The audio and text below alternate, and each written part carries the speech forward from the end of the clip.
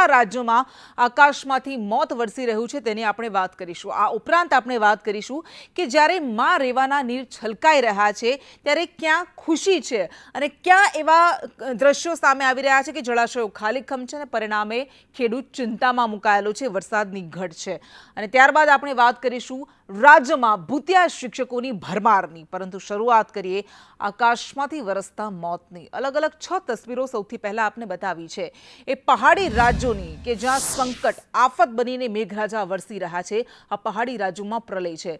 સૌથી પહેલા દ્રશ્યો છે હિમાચલ પ્રદેશના ઉનાના અને આપ જોઈ શકો છો કે કેટલી ખરાબ હાલત, કેટલી કફોડી હાલત, કેટલી ભયંકર સ્થિતિ છે। જ્યાં જુઓ ત્યાં જળ પ્રલય દેખાઈ રહ્યો છે। બીજા દ્રશ્યો છે એ હિમાચલ પ્રદેશના સિરમૌરના દ્રશ્યો છે કે જ્યાં હનુમાન મંદિર ડૂબી ગયું છે। એટલો બધો વરસાદ વરસ્યો અને પાણીનો ધસમસતો પ્રવાહ આ રસ્તા પરથી વહી રહ્યો છે।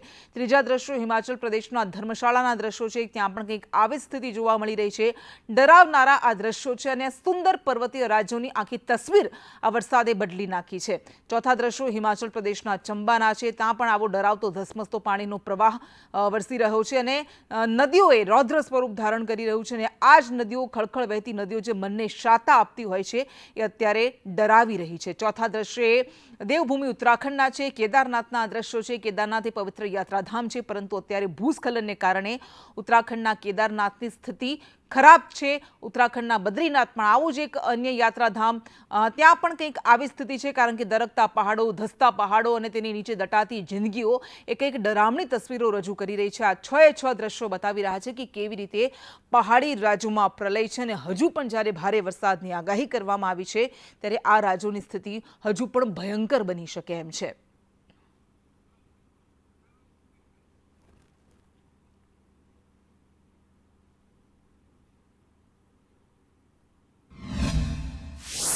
અને પહાડી રાજ્યોમાં પ્રલયની તો વાત કરી, પરંતુ રણમાં કેવી રીતે રેલમછેલ છે। રાજસ્થાનના રણથંભોરના દ્રશ્યો છે, આ અભયારણ્ય કે જ્યાં રસ્તા પર નદીઓ વહી રહી છે। રસ્તા પર જાણે કે દરિયો હિલ્લોળે લેતો હોય એમ કહીએ પણ તો પણ ખોટું નથી, અતિશયોક્તિ નથી, કારણ કે આ જ દ્રશ્યો રણથંભોરના સામે આવી રહ્યા છે। ભારે વરસાદને કારણે અહીં કહેર મચ્યો છે। રાજસ્થાનમાં વરસાદ અને પૂરને કારણે અત્યાર સુધીમાં 20 લોકોના મોત થઈ ચૂક્યા છે। સમગ્ર રાજ્યમાં ભારે વરસાદનું એલર્ટ જાહેર કરવામાં આવ્યું છે અને તેના કારણે રાજસ્થાનમાં તમામ શાળા કોલેજ બંધ કરવામાં આવી છે। પરંતુ આ રણથંભોરના દ્રશ્યો અમે આપણે બતાવી રહ્યા છીએ કે અહીંયા કેવી રીતે જ્યાં જુઓ ત્યાં જાણે કે જળ સામ્રાજ્ય હોય, પાણીએ પોતાનું સામ્રાજ્ય ફેલાવ્યું છે તેવા દ્રશ્યોની સામે આવી રહ્યા છે। રણથંભોરના રાજસ્થાનમાં કેવી રીતે રેલમછેલ છે। આ ઉપરાંત કનોતા ડેમ ઓવરફ્લો થતાં 5 યુવકો ડૂબી ગયા હતા। તો માત્ર રણથંભોની જ આ સ્થિતિ નથી, રાજસ્થાનના અન્ય દ્રશ્યો પણ આપણે બતાવીશું। રાજસ્થાનના અન્ય પ્રદેશની હાલત પણ આપણે બતાવી છે। કુશાલીપુરા, રાજસ્થાનના કુશાલીપુરામાં કેવી રીતે રસ્તા પર નદીઓ છે અને આફતમાં જિંદગી છે। આખો વિડીયો સોશિયલ મીડિયામાં ઘણા બધા વિડીયો વાયરલ થઈ રહ્યા છે અને તસવીરો સામે આવી રહી છે અને એ દર્શાવી રહી છે કે જે રાજસ્થાન પાણી માટે હંમેશા કચ્છની જેમ, ગુજરાતના કચ્છની જેમ જ વલખા મારતું હોય છે, પરંતુ આ વખતે કચ્છની જેમ જ રાજસ્થાનમાં વરસાદે મહેર વરસાવી છે। પરંતુ કેટલાક પ્રદેશોમાં આ મહેર કહેર બનીને, આફત બનીને પણ વરસી રહી છે। આ દ્રશ્યો કુશાલીપુરાના છે, રાજસ્થાનનો જ એક પ્રદેશ કે રાજસ્થાનનો જ એક વિસ્તાર કે જ્યાં હાલત કફોડી છે અને લોકોની જિંદગી અત્યારે મુશ્કેલીમાં છે। કેવી રીતે આ પાણી ભરાયેલા છે અને આ પાણીમાંથી લોકો પસાર થવા માટે મજબૂર બન્યા છે। ઘણા બધા એવા નીચાણવાળા વિસ્તારો છે કે જ્યાં ઘરોમાં પાણી ઘૂસી ગયા છે, ઝૂંપડા તો જાણે કે તબાહ થઈ ગયા છે એવી હાલત છે।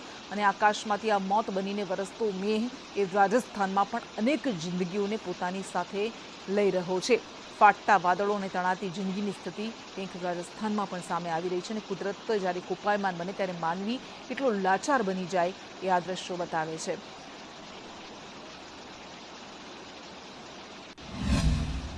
અને ત્રીજા દ્રશ્યો રાજસ્થાનના પારાશર ધામના છે, અલવરના છે। આ પારાશર ધામમાં જાણે કે જળ તાંડવ છે એવી સ્થિતિ છે। આ દ્રશ્યો અમે આપને બતાવી રહ્યા છીએ અને પાણીનો આ પ્રવાહ એ ડરાવી દેતો પ્રવાહ છે, એ ખતરનાક છે।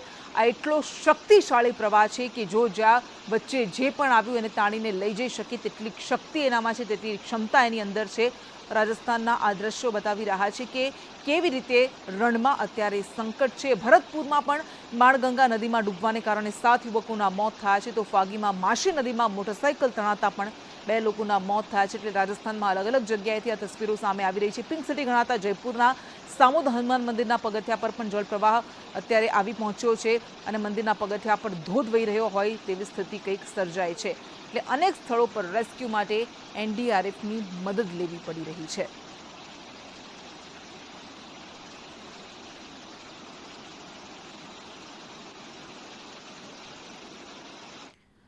અને પહાડી રાજ્ય હિમાચલ પ્રદેશના અલગ અલગ દ્રશ્યો મેં આપને બતાવ્યા, પરંતુ હવે આપને બતાવવું છે એક કારનો વિડીયો। એક કાર જે હિમાચલ પ્રદેશમાં નદીમાં વહી ગઈ।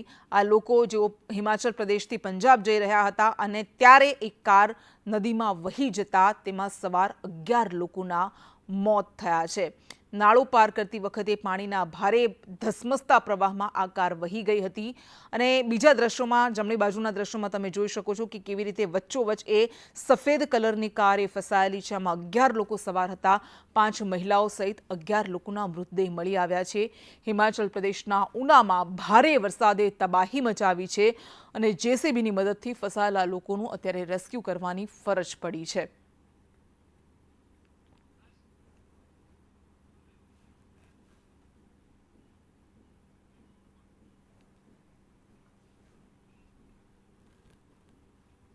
અને ક્યાંક ભરપૂર ક્યાંક ચિંતા એટલા માટે કહેવું પડી રહ્યું છે કારણ કે પહેલી વખત કદાચ આ સિઝનમાં સતત બીજા વર્ષે એવું થશે કે જો આવો ને આવો ભારે વરસાદ ઉપરવાસમાં વરસે છે અને પાણીની આવક વધતી રહે છે તો બીજી વખત સતત બીજા વર્ષે એવું થશે કે ગુજરાતની જીવાદોરી ગણાતો સરદાર સરોવર ડેમ સંપૂર્ણપણે ભરાઈ જશે કારણ કે અત્યાર સુધીમાં સરદાર સરોવર ડેમ એ 90% ભરાઈ ગયો છે અને તેના પરિણામે આસપાસના 3 જિલ્લાના એ ભરૂચ હોય, એ નર્મદા હોય કે વડોદરા હોય તેના 80 જેટલા ગામડાઓને अलर्ट કરવામાં આવ્યા છે। કયા કયા ગામડાઓને અલર્ટ કરવામાં આવ્યા છે એના વિશે આપણે માહિતી આપીશું, પરંતુ સરદાર સરોવર ડેમ છલકાઈ રહ્યો છે અને પરિણામે ખુશીઓ પણ છલકાઈ રહી છે કારણ કે આ ગુજરાતની જીવાદોરી સમાન ડેમ છે જે ઉત્તરથી લઈને દક્ષિણથી લઈને સૌરાષ્ટ્ર કચ્છ સુધી પીવાનું અને સિંચાઈનું પાણી પૂરું પાડે છે। નર્મદાના 32 જેટલા ગામડાઓને અલર્ટ કરવામાં આવ્યા છે તો ભરૂચના 48 ગામડાઓને અલર્ટ કરવામાં આવ્યા છે। સરદાર સરોવર ડેમ છલકાવાને કારણે 90% ભરાઈ ગયો છે। સતત પાણીની આવક વધી રહી છે તેના કારણે અને નર્મદા નદીમાં પાણી છોડવામાં આવી રહ્યું છે જેથી નદી કાંઠાના વિસ્તારોમાં પણ લોકોને ન જવાની સૂચના આપવામાં આવી છે। વડોદરાના 25 ગામોને અલર્ટ કરવામાં આવ્યા છે। અને હવે વાત કરીશું રાજ્યના જળાશયોની, તો રાજ્યના 62 ડેમ અત્યારે હાઈ અલર્ટ પર છે। તો રાજ્યના 16 ડેમ એવા છે જે અલર્ટ મોડમાં મૂકવામાં આવ્યા છે અને રાજ્યના એવા 11 ડેમ છે કે જ્યાં વોર્નિંગ જાહેર કરવામાં આવી છે, વોર્નિંગ પર મૂકવામાં આવ્યા છે। જો કે આ છલકાતા જળાશયોની આપણે વાત કરી, પરંતુ આપણે એ જળાશયોની પણ વાત કરીશું કે જે હજુ ખાલીખમ છે, જ્યાં પાણીની વાટ જોવાઈ રહી છે અને આ જળાશયો ઉત્તર ગુજરાતના છે। મુક્તેશ્વર ડેમ જે અત્યાર સુધીમાં માત્ર હજુ 18% જ ભરાયેલો છે કારણ કે ઉત્તર ગુજરાતમાં બનાસકાંઠામાં જોઈએ એવો વરસાદ હજુ નથી વરસ્યો, ઘટ વર્તાઈ રહી છે। તો દાંતીવાડા ડેમ અત્યાર સુધી માત્ર 23% જ ભરાયેલો છે એટલે અહીંયા પણ પાણીની ઘટ વર્તાઈ રહી છે।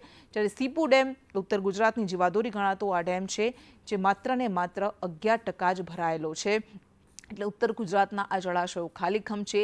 મેશ્વો ડેમ એ માત્ર ને માત્ર 28% ભરાયેલો છે।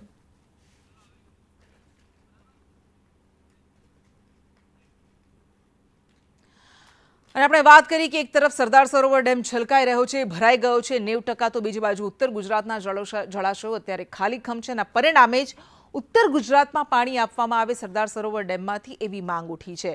પાટણના ધારાસભ્ય કિરીટ પટેલે મુખ્યમંત્રીને પત્ર લખ્યો છે। આપણી સાથે જોડાઈ ગયા છે કિરીટ પટેલ। કિરીટભાઈ, સ્વાગત છે આપનું સંદેશ ન્યૂઝમાં। આ વખતે ઉત્તર ગુજરાતમાં હજુ જોઈએ એવો વરસાદ નથી વરસ્યો, ઘટ છે અને એના કારણે ખેડૂતોમાં ચિંતા છે। બીજી બાજુ નર્મદા ડેમ છલકાયો છે, માર એવા છલકાઈ રહી છે, તો ઉત્તર ગુજરાતના ખેડૂતો માટે આપની માંગ શું છે? નર્મદા ડેમના દરવાજા ખોલવામાં આવ્યા છે। ઉપરવાસની અંદર વધુ પડતા વરસાદને લીધે ડેમ ઓવરફ્લો થયો છે અને જે પાણી છે નદીની અંદર છોડવામાં આવી રહ્યું છે। આજે હું મુખ્યમંત્રીને રૂબરૂ મળ્યો છું। મુખ્યમંત્રી રૂબરૂ મળ્યા નહોતા એટલે એમના પીએસને અને એમના સેક્રેટરીને રૂબરૂ વાત કરીને આવ્યો, પત્ર પણ આપ્યો છે કે નર્મદા ડેમની અંદર જે વધારાનું પાણી તમે 9 દરવાજા ખોલી અને નર્મદા નદીની અંદર જવા દો છો, એના બદલામાં જો એ પાણી ગ્રેવિટીથી સુજલામ સુફલામની અંદર આવે અને સુજલામ સુફલામથી ગ્રેવિટીથી સરસ્વતી નદીની અંદર પાણી આવે. તો વર્ષો પહેલાં નરેન્દ્રભાઈ મોદીએ જે વાતો કરી હતી અને સૂકી ભટ્ટ જે સરસ્વતી નદી છે એને જીવંત કરવાની વાતો કરી હતી, આજે કદી એ જીવંત થઈ નથી.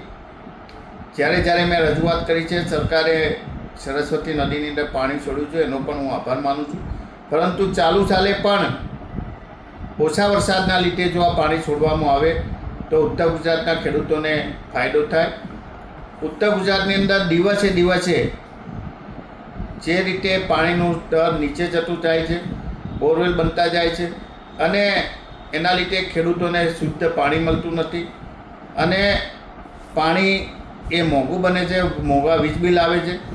અને દર વર્ષે જો આ સરસ્વતી નદીને જીવંત કરવામાં આવે તો ઉત્તર ગુજરાતના ખેડૂતોને, ખાસ કરીને પાટણ જિલ્લો હોય, બનાસકાંઠા કે મહેસાણા, જે જિલ્લામાંથી સરસ્વતી નદી વહે છે એ તમામ જિલ્લાને મોટો ફાયદો થઈ શકે એમ છે. બિલકુલ, આપે કહ્યું કે સરસ્વતી નદી વહે છે એમાં પાણી છોડવામાં આવે કારણ કે ખાલીખમ છે, પણ જળસ્તર આ વખતે ઊંડા ગયેલા છે અને ગયેલા જ છે, ખાસ કરીને ઉત્તર ગુજરાતમાં સિંચાઈનું પાણી મળતું નથી. ઉત્તર ગુજરાતના તળાવો અને જળાશયો ખાલીખમ છે. દર વર્ષે કર્માવત અને મુક્તેશ્વર ડેમ ભરવા માટે આંદોલનો થાય છે, મુખ્યમંત્રીને, પ્રધાનમંત્રી સુધી પત્ર લખાયા છે, એ પણ આપને ખબર છે. તો કેમ જળસંચય માટે પૂરતા પ્રયાસ કરવામાં નથી આવતા કિરીટભાઈ? સિદ્ધપુર હોય કે પાટણ હોય, આ બધા સાંસ્કૃતિક નગરો છે અને શ્રાવણ મહિનાની અંદર સરસ્વતીની અંદર સ્નાન કરવાનું આગવું મહત્ત્વ હોય છે. એટલે જો તમે સંસ્કૃતિની વાતો કરતા હોય, ખેડૂતોની વાતો કરતા હોય, તો આ વધારાનું પાણી નર્મદા ડેમમાંથી સુજલામ સુફલામ કેનાલ મારફતે જો સરસ્વતી નદીની અંદર છોડવામાં આવે તો ખેડૂતોને લાંબા ગાળાનો ફાયદો થાય. જી બિલકુલ, આભાર આપનો અમારી સાથે વાત કરવા માટે. અને હવે વાત પરદેશી પંખી બની જતા એ શિક્ષકોની, ગાયબ થઈ જતા ગુલ્લીબાજ ગુરુની. બાળકો તો ગુલ્લી મારે, પરંતુ આ શિક્ષકો ગુલ્લી મારી રહ્યા છે અને આ શિક્ષકો કોઈ પણ પ્રકારની જાણ કર્યા વગર વિદેશ સ્થાયી થઈ રહ્યા છે. અને માત્ર એક જગ્યાની આ વાત નથી, અલગ અલગ 4 દ્રશ્યો ખેડા, અરવલ્લી, છોટા ઉદેપુર અને કચ્છના અમે આપને બતાવી રહ્યા છે. ભૂતિયા શિક્ષકોની કેવી રીતે તમામ જિલ્લાઓમાં ભરમાર છે. આ શિક્ષકો માત્ર કાગળ પર જ છે, કારણ કે તેઓ તો ગેરહાજર રહે છે, તેઓ તો વિદેશમાં સ્થાયી થઈ ગયા છે. કોઈ કેનેડા તો કોઈ અમેરિકામાં વસવાટ કરી રહ્યું છે અને અહીંયા બાળકો એ ભણતર માટે, એ શિક્ષણ માટે વલખા મારે છે, કારણ કે શિક્ષક તો આવતા નથી. બનાસકાંઠાથી એક કિસ્સો સૌથી પહેલો સામે આવ્યો હતો અને ત્યારબાદ તો ખબર પડી કે માત્ર બનાસકાંઠાની હાલત નથી, આ તો રાજ્યના અનેક શહેરોની, અનેક જિલ્લાઓની હાલત છે. છોટા ઉદેપુર જેવા જિલ્લામાં જ્યાં આપણે વારંવાર જોઈએ છીએ કે કેવી રીતે બાળકોને ભણતર માટે વલખા મારવા પડે છે. ક્યારેક શિક્ષકો હાજર નથી હોતા, ક્યારેક ઓરડા હોતા નથી, ક્યારેક એ રસ્તે જવા માટે, કેટલાક ખરાબ રસ્તામાંથી જવા માટે મજબૂર બને છે, ક્યારેક નદી પાર કરીને જવા માટે મજબૂર બને છે. છોટા ઉદેપુરમાં શિક્ષણની સ્થિતિ ખૂબ કફોડી છે. અહીંયા પણ 7 શિક્ષકો સતત ગેરહાજર રહી રહ્યા છે અને એમાં એક શિક્ષક વિદેશમાં છે, 5 રજા વગર ગેરહાજર છે. અન્ય જિલ્લાઓની પણ આપણે વાત કરીશું, કારણ કે અમદાવાદમાં પણ કંઈક એવી હાલત છે.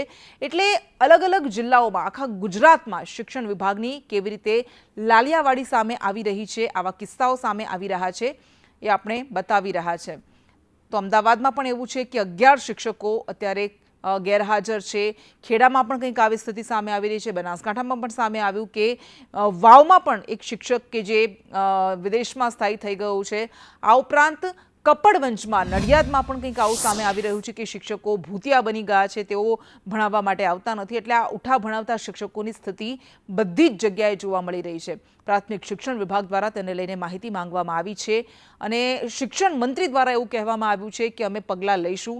જે પણ શિક્ષકોએ આવી રીતે બેજવાબદારીપૂર્વકનું વર્તન કર્યું છે તેની સામે કડક કાર્યવાહી કરવામાં આવશે. અમદાવાદ જિલ્લામાં પણ વિદેશ ગયા હોય તેવા 9 શિક્ષકો છે, એમાં તો 7 એવા છે જે 9 મહિનાથી વધુ સમય માટે ગેરહાજર છે. તો આખરે આવું કઈ રીતે થઈ શકે અને સિસ્ટમના છીંડાઓનો તેઓ કેવી રીતે ફાયદો ઉઠાવી રહ્યા છે, એવું શક્ય કેવી રીતે છે કે કોઈને ખબર જ ન પડે અને શિક્ષકો વર્ષોથી વિદેશમાં વસવાટ કરતા હોય? છોટા ઉદેપુરથી સાંસદ જશુ રાઠવા સાથે આપણે વાત કરીશું અને કઈ રીતે આવું થઈ રહ્યું છે. જશુ રાઠવા આપણી સાથે જોડાઈ ગયા છે. જશુભાઈ, સ્વાગત છે આપનું સંદેશ ન્યૂઝમાં. છોટાઉદેપુરની હમણાં પણ આપણે વાત કરી, થોડા સમય પહેલાં રિપોર્ટ પણ બતાવ્યો હતો કે કેવી રીતે બાળકોને ભણતર માટે આમથી તેમ ભટકવું પડે છે, કારણ કે સુવિધાઓ નથી, શિક્ષકો નથી, ઓરડાઓ નથી. અને આ જ જગ્યાએ, આ જ જિલ્લામાં એવા શિક્ષકો વિદેશમાં વસવાટ કરે છે, તો તમને નથી લાગતું કે આ સિસ્ટમને તમાચો મારતા શિક્ષકો છે? ખૂબ મોટી લાલિયાવાડી છે. આમ તો આ બાબત ખૂબ દુઃખ ભરેલી કહેવાય, પરંતુ મને ધ્યાને આવતા હું તરત જ જિલ્લાના શિક્ષણાધિકારી સાથે વાત કરી અને એમને પૂછતા કરતાં એમને જણાવ્યું કે આ જે 7 શિક્ષકો છે એમાં આ લોકોને વારંવાર નોટિસ આપી છે અને આ છેલ્લી નોટિસ 15 જુલાઈએ આપી છે. એના માધ્યમથી એમણે એવું કીધું કે આ નોટિસ છેલ્લી છે. અત્યાર સુધી એમને રાજીનામું આપવાનો મોકો આપવામાં આવ્યો હતો, પરંતુ હવે એક તરફી નિર્ણય લઈને એ લોકોને આ સત્તામાંથી એમને મોકૂફ કરવામાં આવશે, દૂર કરવામાં આવશે જવાબદારીમાંથી. અચ્છા, આપ કહો છો કે હવે મોકૂફ કરવામાં આવશે, તો બહુ મોડું થઈ ગયું છે જે કાર્યવાહી કરવાની હતી એનું. પરંતુ કાગળ પર આ શિક્ષકો છે, તો શિક્ષણ બાળકોને કેવી રીતે મળશે? છોટાઉદેપુરની હાલત તો ખૂબ ખરાબ છે. તો એક સાંસદ તરીકે, જનપ્રતિનિધિ તરીકે આપ શું કરશો સ્થિતિ સુધારવા માટે? ખરેખર આ તપાસનો વિષય છે. આપણે એ બાબતે ખૂબ ઊંડું વિચાર કરવો જોઈએ કે આટલી બધી ગંભીરતા વાળો વિષય છે તોય છતાં કેમ આવું થઈ રહ્યું છે. એ બાબતે હું બહુ ચિંતિત છું. હું આ બાબતે અત્યારે છોટાઉદેપુર જિલ્લાની અંદર આવતી તમામ શાળાઓમાં જે કંઈક શિક્ષકોની ઘટ હોય એની પણ માહિતી માગી છે અને શાળાના ઓરડાઓની ઘટ છે એની પણ માહિતી માગી છે અને ઘટતી ઓરડાઓ માટે પણ સરકારમાં રજૂઆત કરું છું અને શિક્ષકો માટે પણ રજૂઆત કરવાનો છે. અને ખરેખર મારા જિલ્લાઓ આદિવાસી છે તો એના માટે મારા આ વિસ્તારના તમામ નાગરિકોનું જીવન ધોરણ બદલાય, એમને સારું શિક્ષણ મળે, એના માટેના મારા પ્રયત્નો છે. બિલકુલ, આભાર આપનો. એટલે દાળમાં કંઈક કાળું છે કે પછી આખી દાળ જ કાળી છે, એવા સવાલ ઉઠે, કારણ કે બધા જ જિલ્લાઓમાં આવી સ્થિતિ સામે આવી રહી છે અને શિક્ષણ વિભાગ ઊંઘતું ઝડપાયું છે. આશા રાખીએ કે હવે તપાસ કરવામાં આવે અને આવા શિક્ષકો સામે કાર્યવાહી કરવામાં આવે અને જ્યાં જરૂર છે ત્યાં શિક્ષકોની ભરતી કરવામાં આવે.